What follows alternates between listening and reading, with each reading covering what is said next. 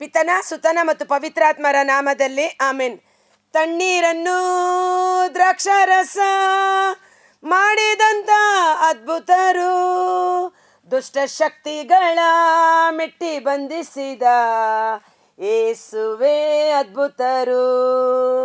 ದುಷ್ಟ ಶಕ್ತಿಗಳ ಮೆಟ್ಟಿ ಬಂಧಿಸಿದ ಯೇಸುವೇ ಅದ್ಭುತರು. ಅಸಾಧ್ಯವೆಂಬುದೇ ಇಲ್ಲ ನನ್ನ ಯೇಸು ದೇವರಿಗೆ. ಅದ್ಭುತರು ಅದ್ಭುತರು ಅದ್ಭುತರು ಅದ್ಭುತರು, ಯೇಸುವೇ ಅದ್ಭುತರು, ನನ್ನೇಸುವೇ ಅದ್ಭುತರು. ಪ್ರಭು ಕ್ರಿಸ್ತರಲ್ಲಿ ಆತ್ಮೀಯ ಸಹೋದರ ಸಹೋದರಿಯರೇ, ಈ ದಿನ ನಾವು ಮಾಡುವಂಥ ಸೌಖ್ಯದ ಶುಶ್ರೂಷೆ, ಸೌಖ್ಯದ ಪ್ರಾರ್ಥನೆ, ದುರಾತ್ಮಗಳ ಉಚ್ಚಾಟನೆ, cast out devils, heal the sick, ರೋಗಿಗಳನ್ನು ಗುಣಪಡಿಸಿರಿ, ದೆವ್ವಗಳನ್ನು ಓಡಿಸಿರಿ. ಶಿಷ್ಯರಿಗಿತ್ತ ಆದೇಶ.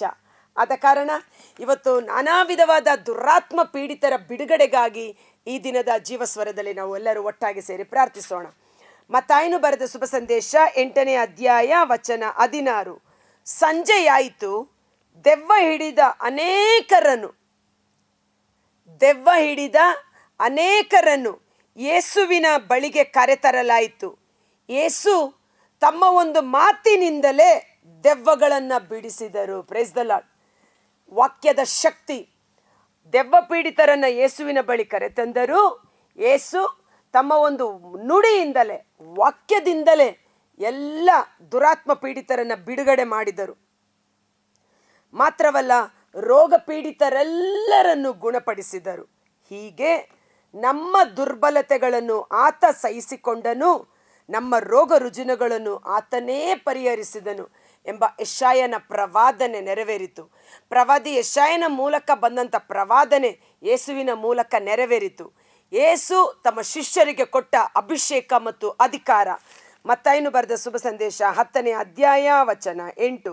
ರೋಗಿಗಳನ್ನು ಗುಣಪಡಿಸಿರಿ, ಸತ್ತವರನ್ನು ಮತ್ತೆ ಬದುಕಿಸಿರಿ, ಕುಷ್ಠ ರೋಗಿಗಳನ್ನು ಸ್ವಸ್ಥ ಮಾಡಿರಿ, ದೆವ್ವಗಳನ್ನು ಬಿಡಿಸಿರಿ. ಉಚಿತವಾಗಿ ಪಡೆದಿರುವಿರಿ, ಉಚಿತವಾಗಿ ಕೊಡಿರಿ. ಈ ಒಂದು ಶಿಷ್ಯರಿಗಿತ್ತ ಒಂದು ಆದೇಶದ ಮೇರೆಗೆ ನಾವು ದುರಾತ್ಮರ ಬಿಡುಗಡೆ, ದುರಾತ್ಮ ಉಚ್ಚಾಟನೆ, ಈ ಒಂದು ಶುಶ್ರೂಷೆಯಲ್ಲಿ ಈ ದಿನ ನಾವು ಪ್ರಾರ್ಥಿಸೋಣ. ಕಾರಣ ದೆವ್ವಗಳು ಕಣ್ಣಿಗೆ ಕಾಣಿಸುವುದಿಲ್ಲ, ಅಶರೀರ ಗಣಗಳು. ಎಫೆಸ 6 ವಚನ 12ರಲ್ಲಿ ಸಂತ ಪೌಲರು ಹೇಳುತ್ತಾರೆ, ನಮ್ಮ ಹೋರಾಟ ಕೇವಲ ರಕ್ತ ಮಾಂಸದೊಟ್ಟಿಗೆ ಮಾತ್ರವಲ್ಲ, ಕಣ್ಣಿಗೆ ಕಾಣುವ ಮನುಷ್ಯರೊಟ್ಟಿಗೆ ಮಾತ್ರವಲ್ಲ, ಕಣ್ಣಿಗೆ ಕಾಣದೇ ಇರುವ ಅಶರೀರ ಗಣಗಳು, ಅಂಧಕಾರಗಳ ಆಧಿಪತ್ಯ, ವಾಯುಮಂಡಲದ ಅಧಿಪತಿ ಸೈತಾನನ ಶಕ್ತಿಗಳೊಡನೆ ನಮಗೊಂದು ಹೋರಾಟವಿದೆ. ಆದ್ದರಿಂದ ಪ್ರಭು ಯೇಸು ಅವುಗಳನ್ನು ಜಯಿಸುವ ಅಭಿಷೇಕವನ್ನು ನಮಗೆ ಕೊಟ್ಟಿದ್ದಾರೆ. ಎಲ್ಲಿ ಶಿಷ್ಯರು ಜಯಿಸಿದ್ದಾರೆ? ಲೂಕನು ಬರೆದ ಶುಭ ಸಂದೇಶ 10ನೇ ಅಧ್ಯಾಯ ವಚನ 17ರಲ್ಲಿ 72 ಮಂದಿ ಕಳುಹಿಸಲಾಗಿದ್ದವರು ಸಂತೋಷಭರಿತರಾಗಿ ಹಿಂದಿರುಗಿ ಬಂದು, ಸ್ವಾಮಿ, ನಿಮ್ಮ ಹೆಸರಿನಲ್ಲಿ ಆಜ್ಞೆ ಮಾಡಿದಾಗ, ಯೇಸುವಿನ ಹೆಸರಿನಲ್ಲಿ ಆಜ್ಞೆ ಮಾಡಿದಾಗ ದೆವ್ವಗಳು ಕೂಡ ನಮಗೆ ಅಧೀನವಾಗುತ್ತವೆ ಎಂದು ವರದಿ ಮಾಡಿದರು. ಅದಕ್ಕೆ ಯೇಸು, ಸೈತಾನನು ಆಕಾಶದಿಂದ ಸಿಡಿಲಿನಂತೆ ಬೀಳುವುದನ್ನು ಕಂಡೆನು. ಇಗೋ, ಸರ್ಪಗಳನ್ನು ಚೇಳುಗಳನ್ನು ತುಳಿಯುವುದಕ್ಕೆ ನಿಮಗೆ ಅಧಿಕಾರವನ್ನು ಕೊಟ್ಟಿದ್ದೇನೆ. ಆಮೇನ್. ಎಷ್ಟು ಚೆನ್ನಾಗಿದೆ ನೋಡಿ. ಇದನ್ನು ಕ್ಲೇಮ್ ಮಾಡೋಣ. ಆಮೇನ್ ಎಂದು ಟೈಪ್ ಮಾಡೋಣ. ಸಮಯ ತಗೊಂಡು ಟೈಪ್ ಮಾಡೋಣ. ಸರ್ಪಗಳನ್ನು ಚೇಳುಗಳನ್ನು ತುಳಿಯುವುದಕ್ಕೂ, ಶತ್ರುವಿನ ಸಮಸ್ತ ಶಕ್ತಿಯನ್ನು, ಸಮಸ್ತ ಶಕ್ತಿ ಅಂದರೆ ಶತ್ರು ಉಪಯೋಗಿಸುವ ಎಲ್ಲ ಶಕ್ತಿ, ಎಲ್ಲ ಆಯುಧಗಳನ್ನು ಜಯಿಸುವುದಕ್ಕೂ ನಿಮಗೆ ಅಧಿಕಾರ ಕೊಟ್ಟಿದ್ದೇನೆ. Price the lord. ನಮಗೆ ಒಂದು ಅಧಿಕಾರವಿದೆ. ಹೇಗೆ ಒಂದು ಪೊಲೀಸ್ ಇನ್ಸ್ಪೆಕ್ಟರು ಅವನು ಕೆಲಸಕ್ಕೆ ಸೇರಿದ ಮೇಲೆ ಅದಕ್ಕೆ ಮೊದಲು ಒಬ್ಬ ಸಾಮಾನ್ಯ ವ್ಯಕ್ತಿಯಾಗಿರ್ತಾನೆ. ಆದರೆ ಪೊಲೀಸ್ ಕೆಲಸಕ್ಕೆ ಸೇರಿ ಯೂನಿಫಾರ್ಮ್ ಹಾಕಿದ ಮೇಲೆ ಅವನಿಗೆ ಎಲ್ಲ ಕಳ್ಳರು ಸರೆಂಡರ್ ಆಗಬೇಕಾಗುತ್ತೆ. ಅವನಿಗೆ ಒಂದು ಅಧಿಕಾರ ಇರುತ್ತದೆ.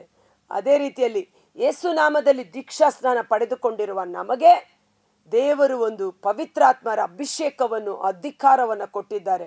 ಯಾವುಗಳ ಮೇಲೆ? ಸಮಸ್ತ ಶತ್ರುವಿನ ಆಯುಧಗಳನ್ನು ಜಯಿಸುವುದಕ್ಕೆ. ಸರ್ಪಗಳನ್ನು ಚೇಳುಗಳನ್ನು ತುಳಿದು ನಾಶ ಮಾಡುವುದಕ್ಕೆ ನಮಗೆ ಅಧಿಕಾರ ಉಂಟು. ಯೇಸು ನಾಮದ ಶಕ್ತಿಯಲ್ಲಿ, ಯೇಸು ನಾಮದ ಬಲದಲ್ಲಿ ಆಜ್ಞೆ ಮಾಡುವಾಗ. ಕಾರಣ, ಕಲ್ವಾರಿ ಶಿಲುಬೆ ಮೇಲೆ ಸೈತಾನನ ಎಲ್ಲ ಆಧಿಪತ್ಯವನ್ನು ಪ್ರಭು ಯೇಸು ಶಿಲುಬೆಗೆ ಜಡಿದು ನಮ್ಮನ್ನು ಬಿಡುಗಡೆ ಮಾಡಿದ್ದಾರೆ. ಅವನನ್ನು ನಿರಾಯುಧನನ್ನಾಗಿ ಮಾಡಿದ್ದಾರೆ. ಆದ ಕಾರಣ ನಮ್ಮ ರಕ್ಷಕ ಯೇಸು ಸೈತಾನನನ್ನು ಜಯಿಸಿದ ಕಾರಣ ಅವರ ಮಕ್ಕಳಾದ ನಾವು ಸೈತಾನನ ಚೇಲಾಗಳು, ದುರಾತ್ಮಗಳಿದೆಯಲ್ಲ, ಅವುಗಳನ್ನು ಜಯಿಸುವ ಅಧಿಕಾರವನ್ನು ನಮಗೆ ಕೊಡಲಾಗಿದೆ. Price the lord. ಧೈರ್ಯದಿಂದ ಪ್ರಾರ್ಥನೆ ಮಾಡೋಣ.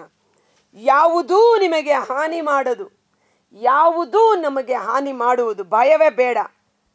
ಆದರೂ ದೆವ್ವಗಳು ನಿಮಗೆ ಅಧೀನವಾಗಿದೆ ಎಂದು ಸಂತೋಷ ಪಡುವುದಕ್ಕಿಂತ ನಿಮ್ಮ ಹೆಸರುಗಳು ಸ್ವರ್ಗದಲ್ಲಿ ಲಿಖಿತವಾಗಿದೆ ಎಂದು ಸಂತೋಷ ಪಡಿ ಅಂತ. ಸೊ ಈ ದಿನ ವಿಶೇಷವಾಗಿ ನಾವು ದುರಾತ್ಮ ಪೀಡಿತರು, ಹೇಗೆ ದುರಾತ್ಮ ಪೀಡಿತರನ್ನು ನಾವು ಕಂಡುಹಿಡಿಯಬಹುದು, ಯಾವ ರೀತಿ? ಈಗ ಅನೇಕರಿಗೆ ಮಾಟ ಮಂತ್ರಗಳ ಮೂಲಕ ದೆವ್ವಗಳನ್ನು ಅವರೊಳಗೆ ಕಳಿಸಿಕೊಟ್ಟಿರುತ್ತಾರೆ. ಹೇಗೆ ಅಂದರೆ ಅವರಿಗೆ ಕಿರ್ಚಾಡುವುದು, ಕೂಗಾಡುವುದು, ರಾತ್ರಿ ನಿದ್ರೆ ಬಾರದೆ ಹೊರಳಾಡುವುದು, ಯಾರೋ ಬಂದು ಕತ್ತು ಇಸುಕಿದಂಗೆ, ರಾತ್ರಿ ಮನೆಯಲ್ಲಿ ಗೆಜ್ಜೆ ಶಬ್ದ ಕೇಳಿಸ್ತಾ ಇದೆ, ಹೊಟ್ಟೆ ಅದುಮಿದಂಗೆ, ಅವಾಗಿಂದ ನನಗೆ ಮೈ ಹುಷಾರಿಲ್ಲ ಅನ್ನೋದು, ಅವರ ಶರೀರದಲ್ಲಿ ಏನೋ ಒಂದು ಬಲಹೀನತೆಗಳನ್ನು ಉಂಟು ಮಾಡುವುದು, ನಿಶಕ್ತರನ್ನಾಗಿ ಮಾಡುವುದು. ಮತ್ತು ಇನ್ನೂ ಕೆಲವು ರೀತಿಯಲ್ಲಿ ನೋಡುವುದಾದರೆ ಆ ದುರಾತ್ಮಗಳು ದುರಭ್ಯಾಸಗಳಿಗೆ, ದುಶ್ಚಟಗಳಿಗೆ ನಮ್ಮನ್ನು ಅಧೀನ ಮಾಡಿಬಿಟ್ರೋದು, ವಶಪಡಿಸ್ಕೊಬಿಟ್ರೋದು. ಮೊಬೈಲ್ ಫೋನ್ಗೆ ಅಡಿಕ್ಟು, ಕುಡುಕುತನಕ್ಕೆ ಅಡಿಕ್ಟು, ವ್ಯಭಿಚಾರಕ್ಕೆ ಅಡಿಕ್ಟು. ಅದರಿಂದ ಬಿಡುಗಡೆ ಆಗೋದಕ್ಕೆ ಸಾಧ್ಯವಿಲ್ಲ. ಅದು ಬೇಡ ಅಂದರೂ ಅವರಲ್ಲಿರೋ ದುರಾತ್ಮ ಅವರನ್ನು ಪದೇ ಪದೇ ಆ ಕಡೆ ಸೆಳೆದುಕೊಂಡು ಹೋಗುವಂಥದ್ದು. ಹೀಗೆ ಮನೆಗಳಲ್ಲಿ ಜಗಳ, ಕೋಪ, ವೈಮನಸ್ಯ, ಹಠಮಾರಿತನ, ಸೋಂಬೇರಿತನ, ಮನೆಯಲ್ಲಿ ದರಿದ್ರ, ಒಂಥರ ಕೊಳಕು, ಅಶುದ್ಧತೆ, ಅಥವಾ ಶರೀರದಲ್ಲಿ ಒಂದು ಹೊಟ್ಟೆ ಬಾಕತನ, ಇವೆಲ್ಲವುಗಳ ಹಿಂದೆ ಕಣ್ಣಿಗೆ ಕಾಣದ ಅಶರೀರ ಗಣಗಳಿದೆ. ಆದರೆ ನಮಗೆ ಅದು ಗೊತ್ತಾಗೋದಿಲ್ಲ. ನಾವು ಮನುಷ್ಯರ ಮೇಲೆ ಫೈಟ್ ಮಾಡ್ತಾ ಇರ್ತೀವಿ.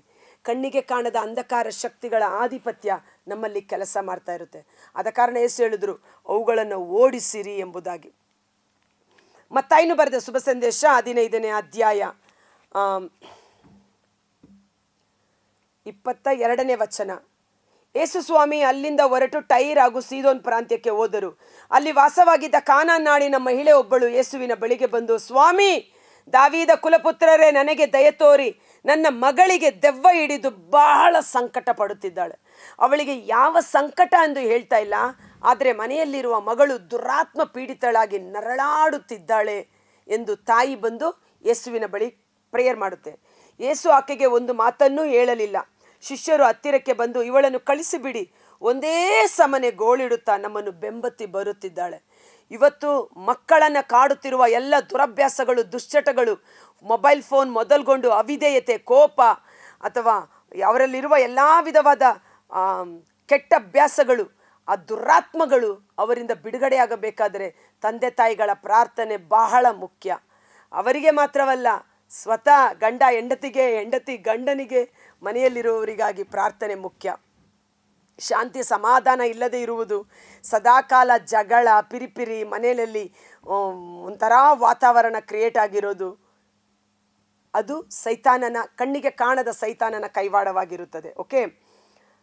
ಆಗ ಯೇಸು, ನನ್ನನ್ನು ಕಳಿಸಿರುವುದು ತಪ್ಪಿ ಹೋದ ಕುರಿಗಳಂತಿರುವ ಇಸ್ರಾಯೇಲ್ ಜನಾಂಗದವರ ಬಳಿಗೆ ಮಾತ್ರ ಎಂದರು. ಆದರೂ ಆಕೆ ಯೇಸುವಿಗೆ ಅಡ್ಡ ಬಿದ್ದು, ಸ್ವಾಮಿ, ಸಹಾಯ ಮಾಡಿ ಎಂದು ಯಾಚಿಸಿದಳು. ಅದಕ್ಕೆ ಯೇಸು, ಮಕ್ಕಳ ಆಹಾರವನ್ನು ತೆಗೆದು ನಾಯಿಗಳಿಗೆ ಎಸೆಯುವುದು ಸರಿಯಲ್ಲ. ಮಕ್ಕಳಿಗೆ ಮೊದಲು ಆಹಾರ. ನಾವು ದೇವರ ಮಕ್ಕಳು, ಮೊದಲು ನಮಗೆ ಬಿಡುಗಡೆ. ನಾವು ಬಿಡುಗಡೆ ಹೊಂದಿ ಪರರನ್ನು ಬಿಡುಗಡೆ ಮಾಡುವ ಅಭಿಷೇಕದಲ್ಲಿದ್ದೇವೆ. Praise the lord. ಆಗ ಆಕೆ, ಅದು ನಿಜ ಸ್ವಾಮಿ, ನಾಯಿಗಳಾದರೂ ತಮ್ಮ ಯಜಮಾನನ ಮೇಜಿನಿಂದ ಕೆಳಕ್ಕೆ ಬೀಳುವ ಚೂರುಪಾರನ್ನು ತಿನ್ನುತ್ತವೆ ಅಲ್ಲವೇ ಎಂದು ಮರುತ್ತರ ಕೊಟ್ಟಳು. ಆಗ ಯೇಸು, ತಾಯಿ, ನಿನ್ನ ವಿಶ್ವಾಸ ಅಚಲವಾದುದು, ನಿನ್ನ ಕೋರಿಕೆ ನೆರವೇರಲಿ ಎಂದರು. ಅದೇ ಕ್ಷಣದಲ್ಲಿ ಅವರ ಮಗಳು ಗುಣ ಹೊಂದಿದಳು. Praise the lord.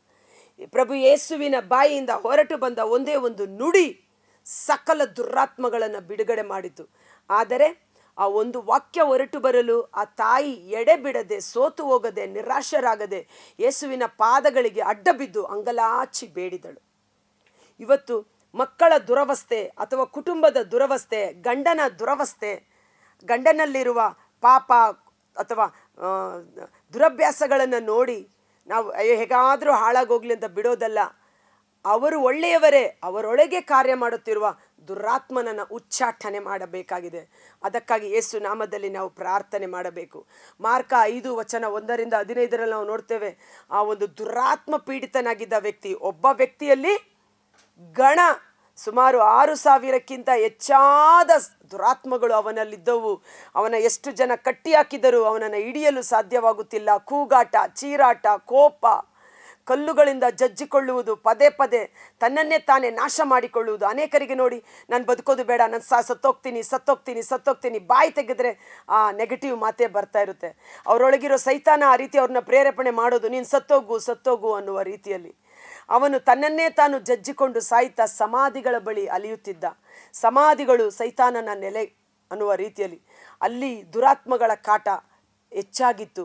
ಕಾರಣ, ಸಮಾಧಿಗಳ ಬಗ್ಗೆ ನಾನು ಇನ್ನೊಂದು ಟಾಕ್ ಮಾಡ್ತೇನೆ, ಯಾತಕ್ಕಾಗಿ ಸೈತಾನ ಅಲ್ಲಿ ಕಾದು ನಿಂತಿದ್ದಾನೆ ಅನ್ನುವ ರೀತಿಯಲ್ಲಿ. ಓಕೆ, ಅದು ಭಾಳ ಅದ್ಭುತಕರವಾಗಿದೆ. ಓಕೆ, ಸೊ ಅಂಥ ರೋಗಿಯನ್ನು, ಒಂದು ದುರಾತ್ಮ ಪೀಡಿತ ವ್ಯಕ್ತಿಯನ್ನು, ಅವನು ಒಳ್ಳೆಯವನೇ, ಪಾಪ ಅವನು ಇನ್ನೂ ಎಷ್ಟೋ ವರ್ಷ ಕಾಲ ಚೆನ್ನಾಗಿ ಬದುಕಿ ಬಾಳಬೇಕಾದವನು. ಅವನನ್ನು ಯೇಸು ಸಂಧಿಸಿ ಅವನೊಳಗಿದ್ದ ದುರಾತ್ಮನಿಗೆ ಇವನನ್ನು ಬಿಟ್ಟು ತೊಲಗು ಎಂದರು.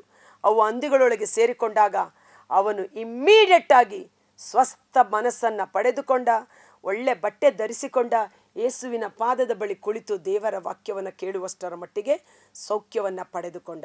ಸೊ ಕೆಲವೊಂದು ರೋಗಗಳ ಹಿಂದೆ, ಕೆಲವೊಂದು ಬಲಹೀನತೆಗಳ ಹಿಂದೆ, ಕೆಲವೊಂದು ಅನಾರೋಗ್ಯ ಅಥವಾ ಮನೆಯಲ್ಲಿ ಜಗಳ, ಇವುಗಳ ಹಿಂದೆ ಕಣ್ಣಿಗೆ ಕಾಣದ ಅಶರೀರ ಗಣಗಳು, ದೆವ್ವಗಳು, ದುರಾತ್ಮಗಳು ಇದೆ. ಕ್ರೈಸ್ತರ ವಿರುದ್ಧ ಅವು ಹೋರಾಟ ನಡೆಸುತ್ತವೆ. ಅವುಗಳಿಂದ ನಮಗೆ ಯಾವುದೇ ಹಾನಿ ಉಂಟಾಗುವುದಿಲ್ಲ. ಅವುಗಳನ್ನು ಗುರುತಿಸಿ ಅವುಗಳನ್ನು ಬಿಡುಗಡೆ ಮಾಡಬೇಕು ಯೇಸು ನಾಮದ ಶಕ್ತಿಯಿಂದ, ಪ್ರಾರ್ಥನೆಯ ಕೃಪೆಯಿಂದ. Price the lord. ಅದು ತದನಂತರ ಅವನು ದೆಕಪೋಲಿ ಊರಿಗೆ ಹೋಗಿ ಸಾಕ್ಷಿಯಾದ. ದೆಕಪೋಲಿ ಅಂದರೆ 10 ಊರುಗಳಿಗೆ ಅವು ಸೇರಿದಂಥ ಒಂದು ಗ್ರಾಮ. ಇಡೀ ಊರಿಗೆ ಹೋಗಿ ಯೇಸುವಿಗೆ ಸಾಕ್ಷಿಯಾಗಿ ಜೀವಿಸಿದ. ಕರ್ತರಾದ ಯೇಸುವೇ, ಮುಂಜಾನೆ ಜೀವಸ್ವರವನ್ನು ಆಲಿಸುತ್ತಿರುವ ಪ್ರತಿಯೊಬ್ಬ ಸಹೋದರ ಸಹೋದರಿಯವರ ಕುಟುಂಬಗಳನ್ನು, ವಿಶೇಷವಾಗಿ ಜೀವಸ್ವರದ ಎಲ್ಲ ಕುಟುಂಬಗಳು ನಿಮ್ಮ ಕರಗಳಿಗೆ ಸಮರ್ಪಿಸುತ್ತೇನೆ. ನಮ್ಮ ಕಣ್ಣಿಗೆ ಕಾಣದ ರೀತಿಯಲ್ಲಿ ನಮ್ಮೊಳಗೆ ನಾನಾ ವಿಧವಾದ ದುರಾತ್ಮಗಳು ಕಾರ್ಯ ಮಾಡುತ್ತಾ ಇವೆ. ಯೇಸುವೆ, ನಮ್ಮ ಶರೀರದಲ್ಲಿದ್ದು ಕಾರ್ಯ ಮಾಡುತ್ತಿರುವ ರೋಗದ ಮೂಲಕ ಕೋಪ, ದ್ವೇಷ, ಹಗೆತನ, ಜಗಳ, ಹಠಮಾರಿತನ, ಹೊಟ್ಟೆಬಾಕತನ, ಸೋಂಬೇರಿತನ, ಬೇಜವಾಬ್ದಾರಿತನ, ಅವಿಧೇಯತೆ, ನಾನಾ ವಿಧವಾದ ದುರಾತ್ಮಗಳು ಯೇಸುವಿನ ನಾಮದಲ್ಲಿ ಅವು ಬಿಡುಗಡೆಯಾಗಲಿ ಸ್ವಾಮಿ. ಮಕ್ಕಳನ್ನು ಅನಾವಶ್ಯಕವಾಗಿ ಪ್ರೀತಿ, ಪ್ರೇಮ ಎಂಬ ವ್ಯಾಮೋಹದಲ್ಲಿ ಶರೀರ ಮಲಿನ ಮಾಡಿಕೊಳ್ಳುವುದು, ಅಥವಾ ಫೋನ್ಗೆ ಅಡಿಕ್ಟ್ ಆಗಿರುವುದು, ಡ್ರಗ್ ಅಡಿಕ್ಟ್ಸು, ಕುಡುಕುತನ, ವ್ಯಭಿಚಾರತನ, ಇಂಥ ಎಲ್ಲ ದುಷ್ಟ ದುರಾತ್ಮನೆಗಳಿಂದ ನಮ್ಮ ಸಮೂಹವನ್ನು ಬಿಡುಗಡೆ ಮಾಡಿರಿ ಯೇಸುವೆ. ಯೇಸುವಿನ ನಾಮದಲ್ಲಿ ಜೀವಸ್ವರವನ್ನು ಆಲಿಸುತ್ತಿರುವ ಪ್ರತಿಯೊಬ್ಬರ ಶರೀರದಲ್ಲಿ ಕಾರ್ಯ ಮಾಡುತ್ತಿರುವ ಆ ಒಂದು ದೆಕಪೋಲಿ ಗ್ರಾಮಕ್ಕೆ ಹೋಗಿ ಸಾಕ್ಷಿಯಾಗಿ ನಿಂತ ಆ ವ್ಯಕ್ತಿಯಲ್ಲಿದ್ದ ದುರಾತ್ಮಗಳು ಬಿಡುಗಡೆಯಾಗಿ ಹಂದಿಗಳೊಳಗೆ ಸೇರಿಕೊಂಡು ನರಕಕ್ಕೆ ತಳ್ಳಲ್ಪಟ್ಟ ರೀತಿಯಲ್ಲಿ ಇವರ ಶರೀರದಲ್ಲಿ ಕಾರ್ಯ ಮಾಡುತ್ತಿರುವ ಎಲ್ಲ ದುರಾತ್ಮಗಳು ಯೇಸುವಿನ ನಾಮದಲ್ಲಿ ಬಿಡುಗಡೆಯಾಗಲಿ. ಅವರು ಸ್ವಸ್ಥ ಮನಸ್ಸನ್ನು ಹೊಂದಿಕೊಂಡು ಯೇಸುವಿಗೆ ಸಾಕ್ಷಿಗಳಾಗಿ ಜೀವಿಸುವಂಥ ಅಭಿಷೇಕ ಅವರ ಕುಟುಂಬದಲ್ಲಿ, ಅವರ ಶರೀರದಲ್ಲಿ ಅಭಿಷೇಕವಾಗಿ ಸುರಿಸಲ್ಪಡಲಿ.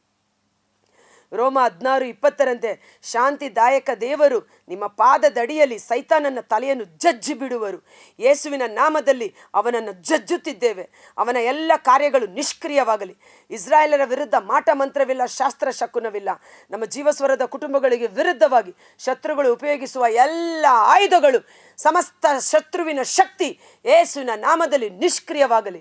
ಒಂದೇ ಮಾತಿನಿಂದ ಎಲ್ಲ ದೆವ್ವಗಳನ್ನು ಓಡಿಸಿ ಜನರನ್ನು ಸೌಖ್ಯಪಡಿಸಿದ ಯೇಸುವಿನ ವಾಕ್ಯ, ಯೇಸುವಿನ ನಾಮ, ಯೇಸುವಿನ ಅಭಿಷೇಕದ ಶಕ್ತಿಯಲ್ಲಿ ಈ ಸಮೂಹ ಬಿಡುಗಡೆಯನ್ನು ಹೊಂದಿಕೊಳ್ಳಲಿ. ಯೇಸುವಿಗೆ ಸಾಕ್ಷಿಗಳಾಗಿ ಜೀವಿಸುವಂತೆ ಯೇಸುವಿನ ಅದ್ಭುತಕರವಾದ ನಾಮದಲ್ಲಿ ಪ್ರಾರ್ಥಿಸಿ ಬೇಡಿ ಹೊಂದಿಕೊಳ್ಳುತ್ತೇವೆ. Amen. Thank you. God bless you. ಈ ವಿಡಿಯೋ ಲಿಂಕನ್ನು ಪರರಿಗೆ ಶೇರ್ ಮಾಡಿ. ಈ ವಾಕ್ಯದಲ್ಲಿ ವಿಶ್ವಾಸವಿಡಿ. ದೆವ್ವಗಳನ್ನು ಓಡಿಸುವ ಅಧಿಕಾರ ನಮಗಿದೆ. ಅವುಗಳಿಂದ ನಮಗೆ ಯಾವ ಹಾನಿಯೂ ಉಂಟಾಗದು. ಆದರೆ ಅವುಗಳನ್ನು ಬಿಡುಗಡೆ ಮಾಡಿ ನಾವು ಸೌಖ್ಯವನ್ನು, ರಕ್ಷಣೆಯನ್ನು, ಸಮಾಧಾನವನ್ನು ಪಡೆದುಕೊಳ್ಳಬೇಕಾಗಿದೆ. Thank you. ಶೇರ್ ಮಾಡಿ.